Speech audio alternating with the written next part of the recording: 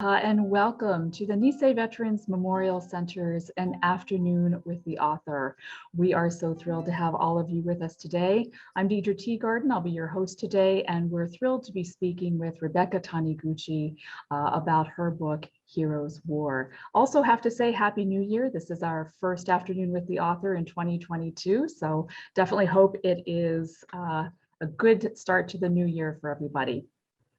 Before I introduce our speaker, just a few housekeeping items. As always, we love to take your questions, so feel free to write them in that little question and answer box on the bottom left of your screen as they come to you, and we will get to as many as possible before the event is over this afternoon. And as always, this is being recorded and will be available on our Nisei Veterans Memorial Center YouTube channel in about a week. So we encourage you to go on there and check out this and other talks. And if you are new to the Nisei Veterans Memorial Center, we encourage you to check us out on our website at nvmc.org. Now, without further ado, it gives me great pleasure to introduce our speaker today, Ms. Rebecca Taniguchi. Rebecca Taniguchi grew up in Newport, Rhode Island, an area proud of its long history of religious tolerance, marine trade, and naval might. Although native son Matthew Perry had opened up trade with Japan to the west in the mid-19th century, few Asians lived in Rhode Island during Rebecca's childhood, and for years, Japan was mainly regarded as the enemy fathers had fought against in World War II. As time unfolded and tensions eased, Rebecca studied English and American literature at Brown University, where she met her first Japanese American, with whom she is dear friends to this day. After teaching English for several years, Rebecca left the profession to write and edit for corporations in New York City, and there she met and married a Buddha-head, Jan Taniguchi, who opened a whole new world to her. 3 of Jan's uncles had served in the MIS and the 100th Infantry Battalion, and his mother, Masue, had traveled to Chicago to study dentistry just weeks before the war with Japan broke out. She stayed for the war's duration, and years later, it was Masue who sent a copy of I Companies, and then there were 8, to Rebecca, who wanted to learn more of the history of the Issei and Nisei, and had already read Lynn Crost's book about the Nisei soldiers, Honor by Fire. A veterans battlefield tour brought her to the story behind her novel today that we're discussing, Hiro's War. Excellent novel. Please help me give a very warm virtual Maui welcome to Rebecca Taniguchi. Rebecca, welcome. Thank you, Deidre, for your kind introduction. I am delighted to participate in this afternoon with the author series. I'd like to begin this afternoon with a look at the writing of my novel, based on the life of Shiro Kashino. I have several points to cover, so I'm going to read a prepared text while you look at some slides. After that, I'll present my own journey with some photos, and then I'll take questions. Fantastic. So I'm going to set things up. All right. You know, I know that as you do that, there is a lot to cover today, and we're really so thrilled that you've put together a nice PowerPoint for all of us. It's always great to see the photographs and the story behind the story. And there you go. Wow, that worked just like it did in the practice. That's Congratulations. Great. I turn it over to you. You're a good teacher. Okay, thank you. Okay, we're going to get right there. By all accounts, Shiro Kashino was larger than life.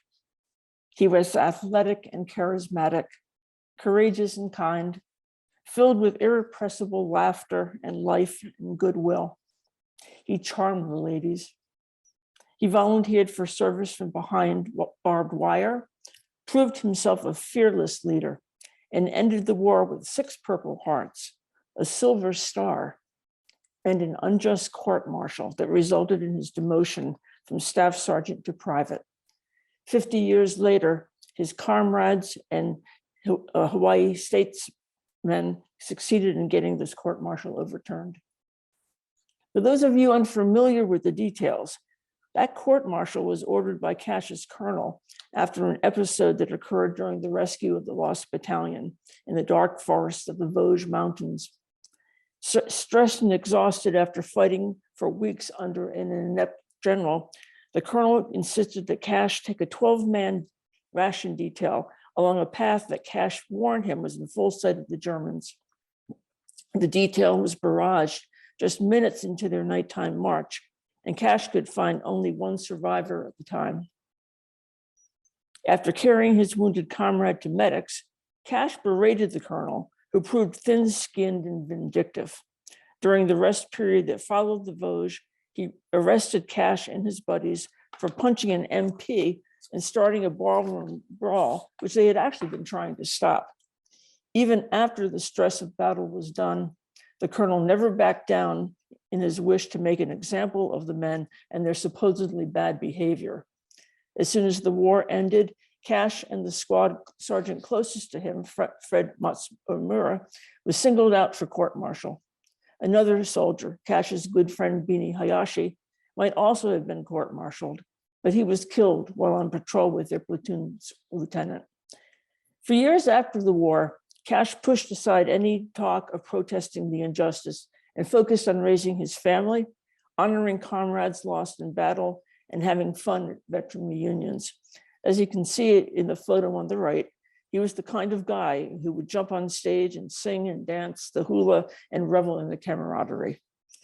But 40 years later, he finally listened when his platoon lieutenant insisted on seeking justice for him and Fred. The lieutenant began a crusade that enlisted the help of myriad veterans and two Hawaii statesmen. It took 13 long years, but Cash's court-martial was overturned. And then Fred won victory, their sergeant's stripes restored. I first heard about Cash from that lieutenant on a veterans tour we were on back in 2004. I had signed up for the tour in the hopes I might find a topic for that novel many a nonfiction writer longs to write. And as Lieutenant Sadiichi Kubota spoke into the talk story mic on our bus, I realized that my subject was before me. But how could I capture such an enormous personality and saga? Back home in Chicago, I began with research, which, as many writers know, can go on forever and ever. I spoke with Vic Izui, an I-Company medic who had settled in Chicago and had told me about the tour. He put me in contact with Louise Cascino, and Louise and I began what turned into a years-long correspondence about Cash's life, the internment camps, and anything else related. Sadiichi passed away just 4 months after our tour, but his widow, Amy, provided the notes he had kept during the overturning of Cash's court-martial. I studied these materials, read about the camps and the Nisei battles, interviewed and observed veterans in Honolulu and Las Vegas reunions, and wrote timelines of the war and of Cash's life. At some point, I put an end to the research and began thinking of how to usher in the many facts I had learned into the novel. I loved the idea of writing fiction because readers could feel everything that the characters felt, their anger and their happiness, their frustrations and their triumphs. They could deliberate with the characters as they decided to serve, and they could sweat and strain with them on the battlefield. I also knew that historical fiction demanded authentic details of the era written about, but it allowed great leeway in creating the characters. Setting pen to paper, I toyed with many different ways to present this enormous story. Professional editors who read early manuscripts told me I was still stuck on presenting every last detail of the real story and not creating a novel. I was guilty of document dump. I tried using the character of Cash as a ghost who accompanies veterans on a tour, and I tried using both Cash's figure and Sadiichi's as narrators. I must have tried 50 other ideas. Nothing seemed to work, but I wouldn't give up. And as I stretched my writer's wings, 3 people in particular faithfully read manuscripts entrusted to them: Louise, Bill Thompson, the head of the 442nd Club, who was instrumental in overturning the court-martial, and fellow tour member Jim McElwain, a professor emeritus of medicine at my alma mater and an expert on the MIS and the Nisei soldiers in the camps. They deserve medals for their advice and their patience.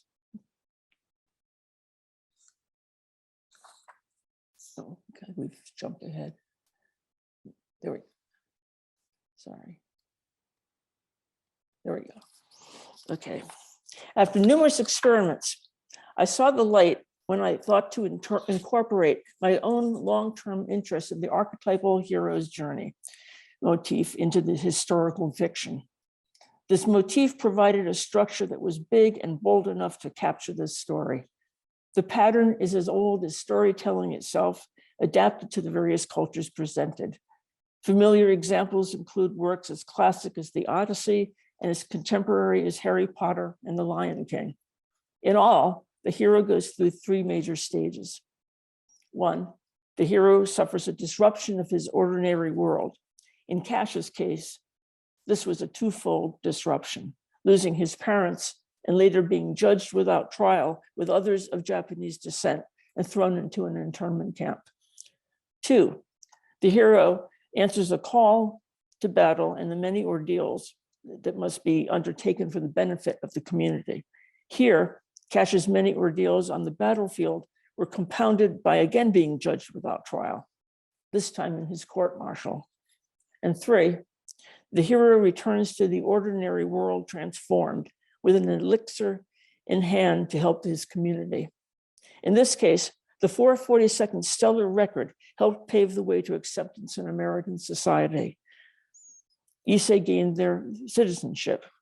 Cash himself took on a post-war life as a veteran who knew both the horrors of war and the love and loyalty of friends who never gave up on seeking justice. These stages have been subdivided by many writers and teachers, but within today's time limits, let's just stick to this 3-point division. With this archetype in hand, I solidified plans for my historical novel. For clarity, let me again enumerate my thinking. One, the story would be narrated by my hero, inspired by Cash, from evacuation day to the day of his death, and the novel would center on him and on his lieutenant, inspired by Sadiichi Kubota. As their stories unfolded, the reader would always be made aware of what was happening in the outside world, including the progress of the war and the continued internment of family and friends, the release of others, and the protest of still others. Two, I would make these two characters as true to life as I could within the demands of storytelling. The characters of their comrades would be true to spirit, but plot details would be more freely fictionalized in support of the main characters and their story. Three, the love story between Louise and Cash would be an important subplot, one that would become interwoven with the overturning of the court-martial. Four, General Clark would be named and depicted as the historical figure that he was, while General Dahlquist and Lieutenant Colonel Purcell would be more freely imagined based on historical accounts and veterans' reminiscences. And five, the story would stand on its own, so its fictionalized characters might join others in literature's tales of heroic journeys. For the curious, I'd refer them to my educational website, heroeswar.com, for background on the true story behind the fiction. This background includes Densho's interview with Louise, Bill, and Sadiichi about the overturning of the court-martial. Daughter Debbie Kashino, by the way, was one of the interviewers. By doing this, I also hoped to avoid a constant guessing game as to who was the real person behind each character as readers made their way through the novel. I must admit, with 2020 hindsight, this last hope was near impossible to realize for many readers. They were already too familiar with the basic story of Cash. As I fleshed out this plan, I took great care to have my characters grow as they acted on the values of their culture, an essential ingredient in the hero's journey. Here, these are the legacy values inherited by the Nisei and celebrated by the NVMC itself on its webpage. Many of you here know how to express these values in Japanese and English. Allow me to call out just a few. Gaman, patient persistence through the most trying of circumstances. Giri, sense of duty or obligation. And On, sense of honor and debt of gratitude. Underlying these principles are the values of selfless action for the greater good, and always doing what is right, leading by example and living in gratitude. A longer list has been presented by the JCCH in its book, Kachikan, which you can read as I talk. To this list, I would add two values that I've witnessed in the Issei and the Nisei heroes among us: resilience and the ability to forgive. That is, not to condone a wrong, but to recognize the common humanity and the wrongdoer, and to live fully, not allowing past pain and bad feelings to fester. The pursuit and ultimate realization of these values constitute our own individual journeys as we reach for the hero within. Encouraging that pursuit in people's daily lives is a stated mission of the NVMC, and it is also my hope for readers of Heroes War. In my story, truth, moral courage, resilience, and forgiveness ultimately win the day, defeating the forces of lies, bigotry, and overweening self-interest on both a personal and a national scale. It is that message that is desperately needed today as it was in the past. We are again learning how fragile democracy is, and I hope we're all inspired to do our part in saving it. Thank you very much for that. I took lots of notes as you were talking, including the fact of the value that you would add of the ability to forgive. And I think that's so important. And I agree, something that we definitely see and hear about as we hear these stories. Yes. Mm-hmm. And I know that there's so much that you weren't able to put in the presentation because of time, but I just have to say, a comment on the book before we talk a little bit more about you and your family, your husband's family, is how detailed everything is in the book. And as you're describing the rescue of the Lost Battalion, you really make the reader feel as if she or he is right there, not just an observer, but really in the book, on the battlefield. And kudos to you for being able to do that. Thank you. The whole book is very emotional. Yes, it was. I actually cried at several parts myself as I was reading it and writing it. Mm-hmm. I wonder, how that must have just been such a huge emotional responsibility on you. Yeah, but I think that with all the work that I did in speaking with veterans and family members, I feel I owed it to them. I had to follow through with this and be as true to the story as I could and feel the emotions, as I'm going to show in the next part about our family. Yeah, so let's talk about that. I felt like I was being the voice for people who couldn't have expressed these emotions. Mm-hmm. And your own background, which we put a little bit more in depth on the weekly Wednesday update that we sent out, but you specifically also wanted to kind of talk about your mother, correct? Yes, I do. Yes. All right, so let's Okay. pivot and let's talk about you and your family. Okay, we'll go to the next slide. My own journey. Okay. If you've read the bio that accompanied the announcement of this afternoon's program, you already know that I'm a baby boomer who grew up in post-war Newport, Rhode Island, which was still a naval town then. So a sense of history and respect for the military were ingrained in me. Before we move on, let me just add 3 comments. First, here are a couple of photos of my parents. My dad was a staff sergeant in the Egypt-Libya front. My mother was in Newport waiting for him. She was a legal secretary whose firm did work for the Navy, which was a common occurrence in those days. And one of her responsibilities was to put men on ships. And she said she felt terrible doing it because she'd have a list of names that she put on, and she just knew that some of these men were coming back. Oh, so suffice it to say, after the war, no one in our area of this country had a clue about the internment or the service of the Nisei. To my knowledge, we had no one of Japanese descent living anywhere near us, and it took years for Japan to become something more than a former enemy to many residents. and it did gloriously as time unfolded. Second, a comment about us Yankees. Go to the next slide.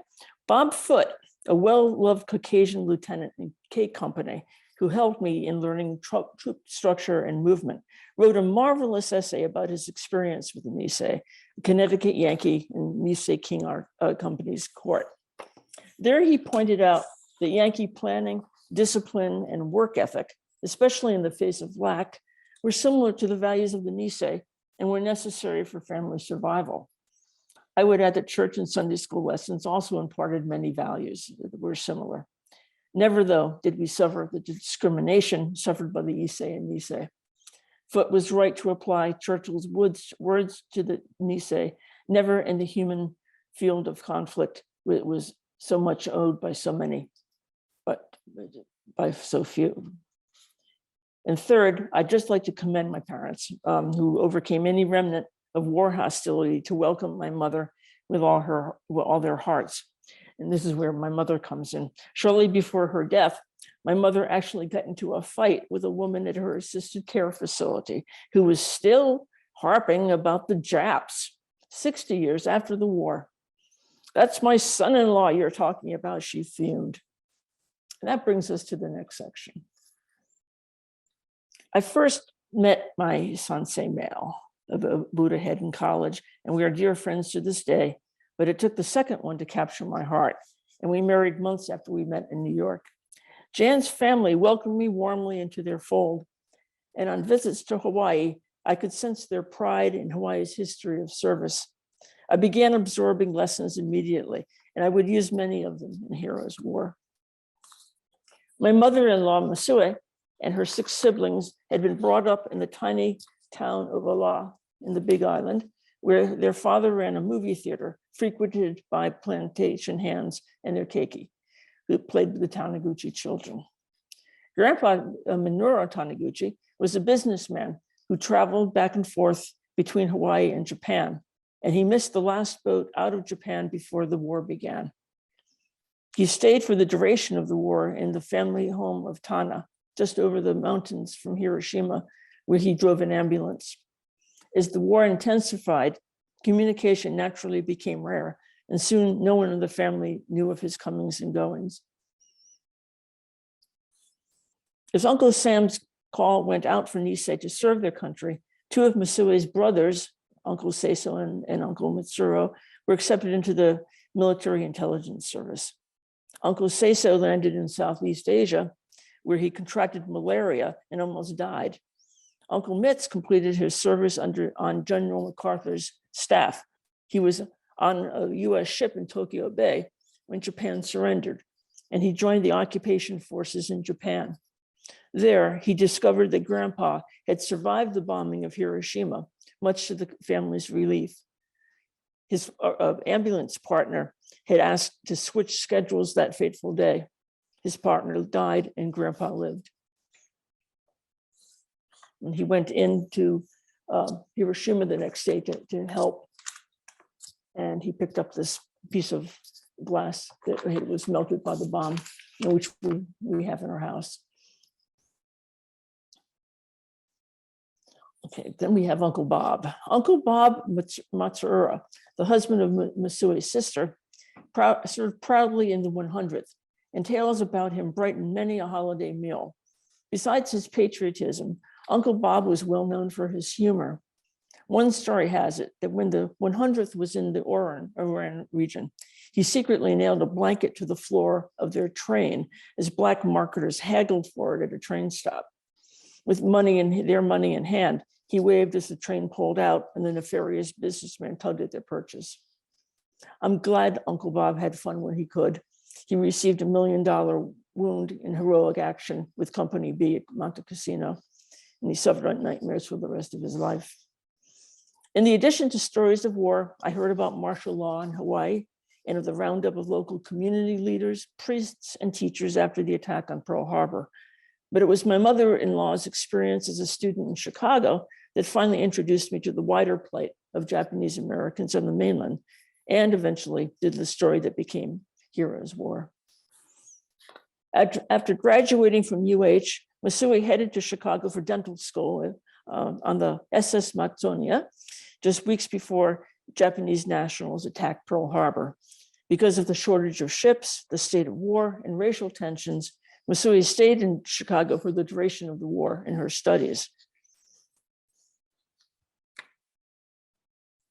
And we see she had some fun too. She went out on lots of dates. And here we see her with Uncle Charlie and a date, Uncle Seiso, and a gentleman who was actually, his patch shows he was with the 10th Mountain Division. And we think that he had come in with Uncle Seiso because he was transferring to the MIS. Okay. It was Misui who sent me a copy of the I Company collection of reminiscences, and then there were 8. Oh, wait a minute, I think I skipped something. Okay, yeah, I did skip something, I'm sorry. Misui is I'll go back now. Misui is the only female and one of 2 Japanese Americans in her class at Northwestern, and she was well treated by her classmates, but she suffered humiliation outside of school. She spoke openly about being whisked away in a paddy wagon and interrogated by the FBI as a possible spy. After all, the story had made the newspaper, but she never mentioned this story. She was the victim of this incessant bigotry by a very nasty landlady who rifled through her belongings while she was in class, moved them out into the hallway, and wouldn't cash her checks, trying to make her delinquent so she could kick her out. Only after Misui died did we discover in her safe deposit a letter she had written to the Chicago Rent Board about this matter, asking for justice. Mind you, the site of her student apartment was located just 3 blocks from where Jan and I lived, and was now the site of a popular mall that we frequented with Misui on her visits. But she never said a word, not a peep, about this humiliation. As time went on, Misui made every effort to help me with my book project. One day she retreated to our guest room to read an early draft, and I overheard her crying as she read scenes of the evacuation, humiliation, and prejudice. Only the discovery of that letter after her death made us understand the depth of her unspoken feelings. I hope my book has given sufficient voice to them and to the unspoken emotion of others. It was Misui who sent me a copy of the I Company collection of reminiscences, and then there were 8, the book that sent me on my path to my novel. Among the essays were the words of Seattle native and medic Vic Izui, whom I've already mentioned.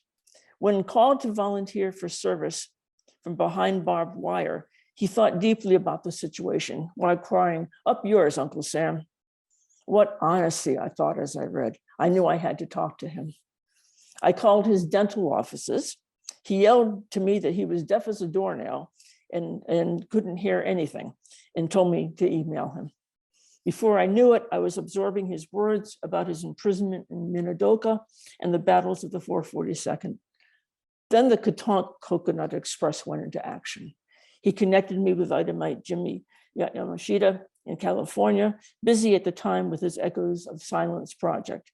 And Jim connected me with Andy Ono in Hawaii, guide of an upcoming K Company tour of battlefields. I signed up and spent the next few months getting in good shape so I could trudge the fields with the best of them. I soon found myself on a plane to Italy and France with 11 veterans, their families, and seasoned students of the Nisei story. Our tour was small and spectacular. It included lawyer and historian Ted Tsukiyama, the NVMC's own Stan Izumagawa, Jim McElwain, and the family of the late Ero Yamato of L Company, Alice, and their children, Ron and Susan. As noted, Sadiichi Kubota was also on board, as was Ken Anada. As I explained in my book, it turned out there were 4 survivors of Cash's detail, and Ken was one of them.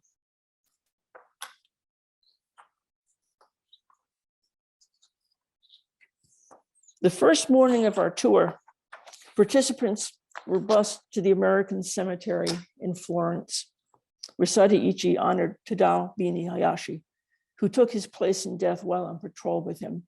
He told us as he fought back tears. That morning, he was finally able to honor the young soldier as he promised himself he would do when Beanie died. That shirt that Sadaichi wore was embossed with the emblem of the Hanakaya Boy Scout camp, where Sadaichi had long mentored growing boys to honor Beanie. Days later, Sadaichi would be taken by himself to the spot where Beanie fell so Sadaichi could consecrate the ground. A video camera recorded the honors, and I based my final scene of the novel on them. Late in the tour, Sadaichi was called to the talk story mic to discuss Cash's court-martial, but I don't recall being aware at the time of the connection between Cash, Beanie, and Sadaichi. As I researched, I would learn how important that connection was. Okay, and we'll just go through a few slides of the tour. From what we were told, it was fairly new to the Italians to honor the Nisei because they had been so busy fighting off the communists who were in the political arena of their country. And this is one of the first time that they had a chance to honor the veterans. They took them up to the Gothic line, which they had conquered. And they gave lots of luncheons and celebrations. It was great fun. Coming from Italy, we had to backtrack and go through Sospel on our way to France just because of the geography. And it was here that the Yamada family honored Alice Yamada's cousin who had died, and Ken Kajiwara had honored his friend. They had both been killed by snipers while they were sitting on the supply depot that was created from a school. And the adjutant mayor heard some school children who were trying to discuss how they could get into the schoolyard so they could pose for this picture. And so she joined them in the photo. And this Sospel and Menton area was where the barroom brawl took place. In Bruyere, I don't know how many of you have gone on a tour, but I hope some of you have, because the emotion is just emotion. It's just fantastic. The love between the Nisei and the French people who don't ever forget what they did. As most tours do, we fell into this parade where everyone marches and no one watches. And then we have Ted Tsukiyama, Stan Izumigawa, and Sadaichi have one of the street signs that honors the veterans. And then Sadaichi and Ken Inada lit Senko at many graves. This is the grave of Captain Joseph Byrne, who had been head of I Company. Several of us had followed Sadaichi in searching for this grave. And while we were searching through the rows and rows of the cemetery, we saw an older man who was waving us over to him. We didn't know who he was or what he wanted. But finally, we walked over after we'd finished our honors. We found out that this elderly man was the former mayor of Bifontaine, Georges Henri. He's the father of the current mayor of Bifontaine. And he had promised, this is the grave of Tommaso Hirohara, who was the first Nisei killed during the battles of Bruyere. And his family had decided that they would lay him to rest in France. But his mother was always afraid that no one was going to visit his grave. And he vowed that he would take any visitors to his grave. And here he was 60 years later, keeping his promise. It was a remarkable story. Okay, and this is a photo of the veterans at the Friendship Knot, which was created by artist and 442nd veteran Shinichi Tajiri, who had been interned at Poston. And he was thanking the French for their support of the reparations movement. And here I am with Sadaichi honoring the veterans at the 442nd monument.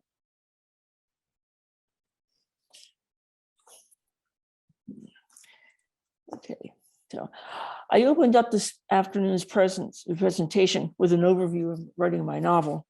And I'd now like to acknowledge in particular the steadfast support of Louise Cuscino.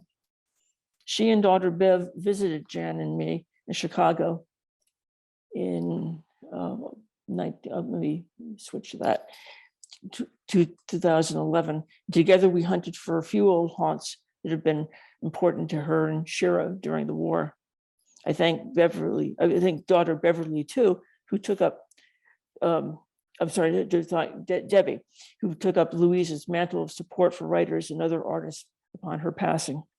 Debbie introduced me to this afternoon with the author program. Thanks to their daughter Beverly, who provided the photos of Cash that you already saw. And this one, I'll go back. Of the Sadie Hawkins dance. This is an invitation that was camp made, and Louise, who I think was all of 15 or 16 at the time, had sent to this Hiro Cuscino. He accepted and he signed it, Mr. Cuscino. And it was the start of a beautiful relationship. And this is courtesy of the Army, a picture of the original squad. The 1st Squad, 2nd Platoon, 3rd Battalion.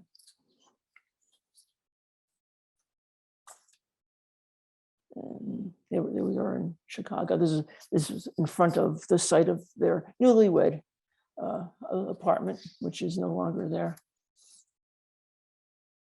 And here's a photo of 3 other people I owe an enormous debt. This is seated Bill Thompson, who was instrumental, as I said, in overturning the court-martial, Amy Kubota, Sadiichi's widow, and their son, Alan. As I wrap up my presentation, I'd like to honor the late Stan Izumigawa, beloved Maui resident and a leader in the NVMC. On our tour, several participants made their way to the 100th Georgia Hill, where Stan honored his Company A buddy, Sadao Spud Monomori, on the land where he had fallen. A live grenade had bounced off Monomori's helmet, and he smothered it with his body as it rolled toward 2 of his comrades. The young soldier was the only Nisei honored with a Medal of Honor during the war. And Stan honored this greatest sacrifice, this greatest love, by singing the 442nd song. I'll turn it over to you.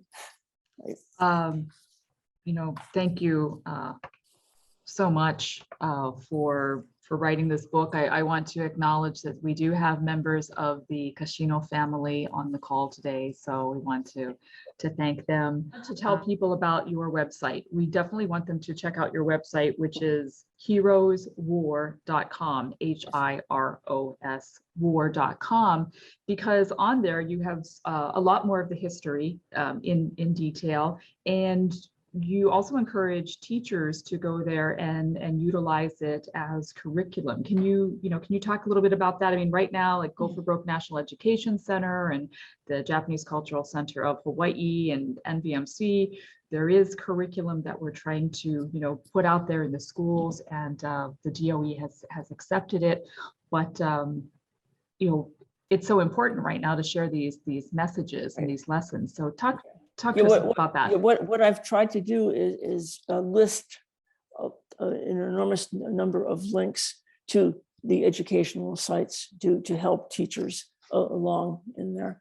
And I know in Chicago, there's a mandate for teaching a unit of Asian American history for every student before graduation. And I'm hoping that they're going to look at this too, and maybe even consider Heroes War for that curriculum. So, but I thought, once a teacher, always a teacher. I mean, a lot of authors use their website just as a PR. I just wanted it for education, and that was my whole point. And then you can also purchase the book there as well. You can, there's a link to purchasing the book. You can do it on Amazon or through a myriad of the chains, Barnes and Noble and others. Okay. And we also have copies here at the center that are signed, so please consider us as well. But I want to talk about, you went to Brown University, and there's such a long history with that whole AJA experience with Brown. Lynn Cross, of course, the author of Honor by Fire, went to Brown, and then you were talking about John Iso. Correct. Yeah, he transferred from another college for his final 2 or 3 years at Brown, and I believe he was the first Asian American to graduate from Brown. And after that, he got involved with the MIS and its founding. Yeah, so, I think it's in Little Tokyo in Los Angeles that they have John Iso Boulevard or street. Yeah, but it's a John Hay Library at Brown. They have all of Lynn Cross papers from when she was a correspondent for the Hawaii Star Bulletin. Quite amazing stories there as well. We're coming to the end of our hour, and I want to come back to you with for closing remarks. So I'm going to come back to you in just a second, but wanted to thank everybody for joining us today. Want to thank Rebecca for this book and for spending an afternoon with us sharing about it. Our next afternoon with the author is actually going to be in March. It's going to be March 19th with Scott Kikgawa and his new book, Red Dirt, which is a sequel to Kona Wind. And this is going to be a hybrid event. So it's going to be in person with a lecture and a book signing for a small group of people. And then it's also going to be streamed online. So keep your eyes open for that. The book signing is going to occur in our newly opened Stanley Izumigawa Resource Center. And actually Saturday, February 19th, if all of the stars align, will be the official opening of our Stanley Izumigawa Resource Center upstairs. So many of you have been very involved with this journey, and we thank you for your support along the way. We're just waiting for a certificate of occupancy, and then we should be good to go. But we're planning the opening on February 19th, which of course is also coincides with Executive Order 9066. So we want you to stay tuned for that, and you'll see emails coming through our weekly Wednesday updates. So hope you can join us. But Rebecca, I'm going to turn it back over to you for some closing remarks. Okay. Right, thank you. By celebrating Stan Izumigawa, I feel I've come full circle from the time I first heard about this story that inspired me to write Hero's War. I'd like to thank Deidre and the NVMC for letting me discuss my own journey, the hero's journey within Hero's War, and the Nisei values shown. These values can guide us all to find the hero within, and they're much needed today by our democracy as they were by the Nisei, and they personified them. I know the center that bears Stan Izumigawa's name will guide future generations in keeping this Nisei legacy very much alive. Okay, thank you, Deidre. Well, thank you. Thank you very much. We really appreciate it. Again, we encourage everyone to check out Rebecca's website, www.heroeswar.com. Check out the book, and let's all continue sharing these amazing stories and values and sacrifices of these men and their families, because now more than ever, we need to learn from these lessons. So thank you again, Rebecca. We hope next time maybe we can see you in person. I would like that. Which would be wonderful. And Bev Kashino just wrote in and said, "Hi, Rebecca, a heartfelt thank you for this beautiful memory of my dad." Bev Kashino. And he just, that's beautiful. How wonderful that you're able to give something to the community and to the family, and allow all of us to share. And I owe them an enormous debt for getting there. I appreciate it. Thank you. I was happy to do it. Thank you so much. So until next time, we wish you all to be well, stay safe, Happy New Year. Ahui ho.